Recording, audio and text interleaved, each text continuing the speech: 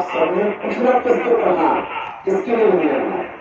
देखिए हमारे आज की विशेष अतिथि बड़ा अच्छा लगा है कि 4 घंटे IMC में उन्होंने आप सबों को प्रेरित करने की कोशिश की है, क्योंकि पुरानी इसीलिए हजारों साल भारत में रही कि शायद हमने तो भूल नहीं पाई इसको होगा।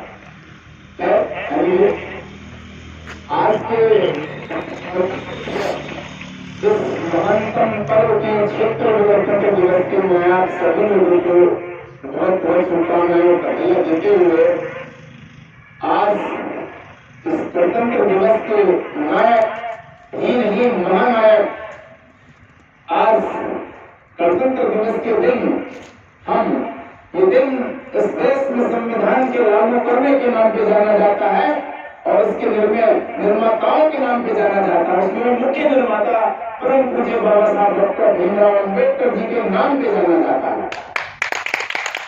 तो सबसे पहले मैं परम पूज्य बाबा साहब डॉक्टर भीमराव अम्बेडकर जी, उन्हीं के साथ साथ आजादी के महानायक परम आदरणीय मोहनदास करमचंद गांधी जी, उन्हीं के साथ साथ हमारे पहले प्रधानमंत्री पंडित जवाहरलाल नेहरू, लाल बहादुर शास्त्री जी और 2500 साल पहले इस देश को जिनके आदर्शों पे सोने की चिड़िया बनाया गया, उस महानतम व्यक्तित्व जिनने पूरी दुनिया को रोशनी से सुशोभित कर दिया, जिनको लाइट ऑफ एशिया के नाम से जाना जाता है, तथा का गौतम बुद्ध को नमन करते हुए उन्हीं के साथ साथ इस देश में जो आजादी के क्रांतिवीर रहे तमाम महानायक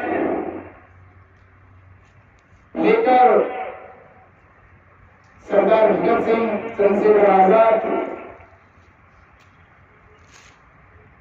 और हमारे अब्दुल कलाम आजाद, और जिन्होंने उस टैंक को यात्रा किया, मुस्लिम का नाम वीर अब्दुल हमीद जैसे महान क्रांतिकारी, और एक और महान क्रांतिकारी जिनके नाम को उधम सिंह नगर रखा गया है, महान क्रांतिकारी उधम सिंह, जिन्होंने जनरल डायर को, जिसने जलियांवाला कांड किया था, उसको इंग्लैंड के अंदर जाकर मारने का काम किया। अपनी किताब के अंदर एक ऐसा डिजाइन बना के जिसमें उन्होंने रिवॉल्वर फिट किया और वो वहां पहुंचे, उस रिवॉल्वर से उन्होंने उनको अपना बदला लेने का, उनका बदला खून से लिया। ये भी एक तरीका, हालांकि मैं इसका पक्षधर नहीं हूं, लेकिन है जब क्रांति आती है, जुनून आता है, बदले की भावना आती है, तो कुछ भी कर गुजरते हैं। इस देश का इतिहास ऐसा रहा है सम्मानित साथियों। मैं तो अभी यही करता हूँ कि सब लोगों को कुछ ना कुछ अपने मन का भाव हम दबाए रहते हैं, सबके अंदर दबाव है, लेकिन उसको एक्सप्रेस नहीं कर पाते, बोल नहीं पाते। अभी ऐसा कह रहे थे कि सर तो मेरे पास भेजने में ट्रेनिंग दे रहे हैं महीने के लिए, ऐसे कह रहे थे, तो ट्रेनिंग ले भी सकते हैं, मेरी तरफ से छूट है आपको। तो सम्मानित साथियों, इस देश का इतिहास बड़ा गजब है। दुनिया में कोई ऐसा देश आपको नहीं मिलेगा, मैं समझता हूँ, जो भारत देश जैसा अनूठी है इसकी विरासत। कहां से शुरू होती है इसकी विरासत, ये भी जान लीजिए। सम्मानित साथियों, चल तो हजारों सालों से रहा है, लेकिन ऐतिहासिक तथ्य जो है, जो मैं ये महसूस करता हूँ इस देश के लिए, वो 2500 साल पहले से ही शुरू। ये उसके पहले का जो हमें इतिहास मिलता है वो आर्यों के आगमन का मिलता है, उसके पहले थोड़ा सा होता है तो सिंधु घाटी सभ्यता का मिलता है। लेकिन जो मुख्य ऐतिहासिक तथ्य है, हमारे पास लिखित प्रूफ है, वो 2500 साल पहले, यानी कि जो हमारी तस्वीर रखी है पहली वाली तथागत गौतम बुद्ध से और उनके बाद का ही मिलता है।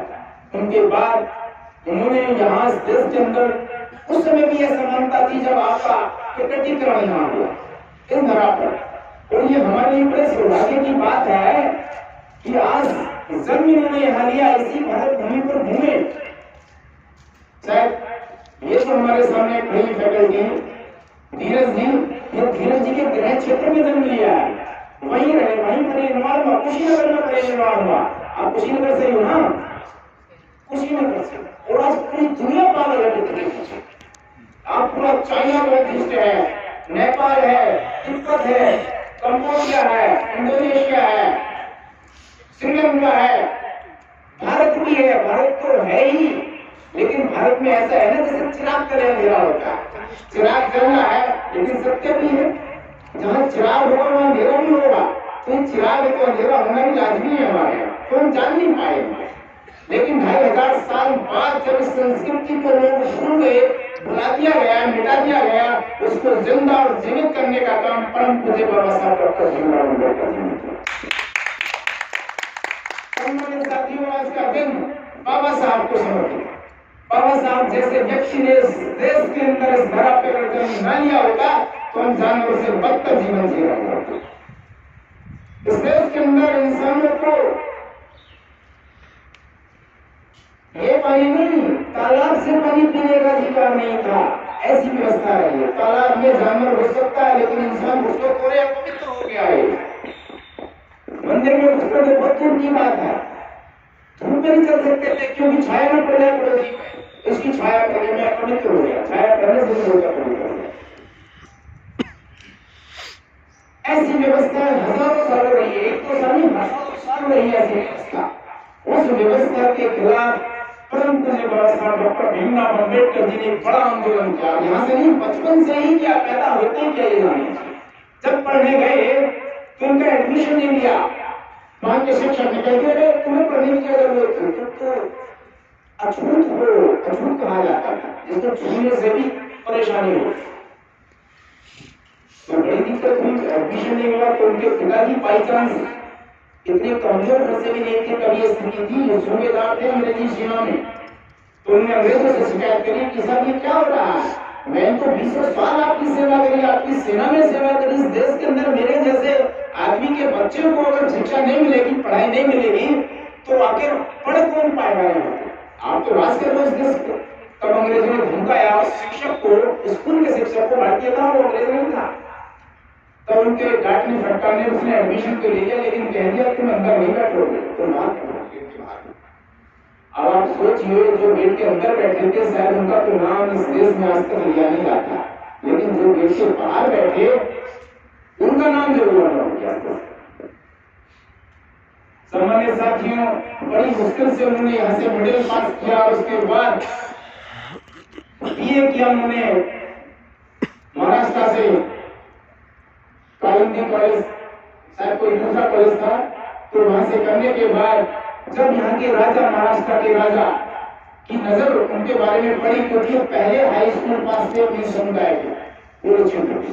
उन्होंने जो उनके सम्मान में एक सभा की गई तो उनको बुलाया गया, उन्हें पता लगा तो उन्होंने कहा अरे ऐसा बच्चा इतने गरीब घर से, इतनी गरीब समुदाय से पढ़ने की हिम्मत उठा रहा है, तो उन्होंने उनको स्कॉलरशिप देने का काम किया।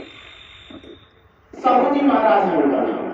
साहू जी महाराज के नाम पे आदरणीय बहन जी ने कानपुर में एक विश्वविद्यालय बनाया, इसीलिए कि इन लोगों को जिंदा किया जा सके, वो लोग जान सके कि किनकी बदौलत आज हम खुले में सांस ले रहे हैं। जिन्होंने उस व्यक्ति को पढ़ाने का काम किया, तभी तो उन्होंने आके हमारे लिए काम किया। तो वहां पे कोलंबिया यूनिवर्सिटी गए, ऑक्सफोर्ड यूनिवर्सिटी गए, लंदन स्कूल ऑफ इकोनॉमिक्स गए, उनसे तमाम डिग्रियां हासिल करी, 32 डिग्रियां हासिल की, 32। और जिस डिग्री को, पीएचडी को 8 साल में लोग वहां करते थे अमेरिका के अंदर, उस डिग्री को 2 साल में पूरा करने का काम बाबा साहब ने। और जब पूरा कर लिया उस डिग्री को, उसके बाद वहां से चलने के लिए तैयार हुए तो वहां के प्रोफेसर, वहां के बड़े बड़े इंटेलेक्चुअल्स जो थे, उन्होंने कहा अरे डॉक्टर अम्बेडकर रुकिए, आप नहीं रुकिए, हमारे देश में रुकिए, आप हमारे नहीं हैं, हम आपको भरपूर मान सम्मान पद प्रतिष्ठा पैसा देंगे। लेकिन बाबा साहब ने मना कर दिया कि नहीं, मैं आपके यहाँ नौकरी करने या सम्मान पाने के लिए नहीं आया हूँ, मैं यहाँ से शिक्षा ग्रहण करके अपने देश वापस में दलितों, पिछड़ों, वंचितों, अल्पसंख्यक, शोषितों, जो गरीब मजलूम लोग हैं, जिनको जीने का अधिकार नहीं है, जिनको पानी नहीं दिया जा सकता क्योंकि उनको भी पानी नहीं दिया गया था पीने के, मैं उनको अधिकार दिलाने का काम करूँ। तब बाबा साहब अम्बेडकर वहां से चल के आगे। और दुर्भाग्य देखिए इस देश की फिर उस संस्कृति का कि जब रेलवे स्टेशन पर उतरे तो वहां से गाड़ी वाला फटे पुराने कपड़े में भरा था सवारी लेने के लिए, तो टाई कोट सूट में देखते इनकी जैसी इनकी वेशभूषा है तो बड़ा खुश हुआ, कह रहा आइए साहब, आइए आइए, बैठिए बैठिए बैठिए। तो खुशी खुशी बैठ गया अपना बैग लेके और चल दिए गाँव की तरफ। बोला अच्छा आप किस जाति के हैं? तो बाबा साहब अम्बेडकर ने कहा, अरे मैं तो महार जाति से होकर, महार से बने लगते हैं आप, आपको किसी बड़े लगते हैं साहब किताब के जरूर होंगे। कह रहे नहीं नहीं नहीं, महार जाति से हो। चलो अच्छा, महार को नीचे करो, गाड़ी से नाम के नीचे कह गंदी में भी मेरी गाड़ी बोलनी है। तो ऐसी अवस्था उनके साथ गुजरी, तो अपने हाथों में उसको लेके और मीलों चलकर दिन रात निकल जाके अपने घर पहुंचे, आंखों में आंसू लेंगे कि देश के लोग मुझे रोक रहे थे, हाथ पकड़कर रोक रहे थे अमेरिका के लोग, इस देश के लोग जिसके पास नहाने खाने को कुछ नहीं है, वो मुझे अपमानित करने का काम किया। ऐसी मानसिकता देश के लोगों की रही। उस व्यवस्था को बदलने के लिए बाबा साहब अम्बेडकर ने दृढ़ प्रतिज्ञा की।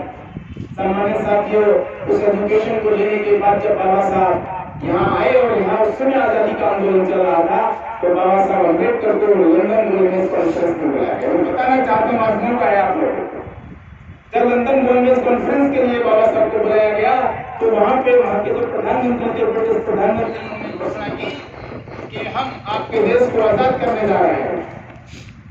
तो लोगों ने तालियों की गड़गड़ाहट के साथ बड़ा सम्मान किया, बड़ी खुशी का इजहार किया, लेकिन बाबा साहब अम्बेडकर ने कोई ताली नहीं बजाई।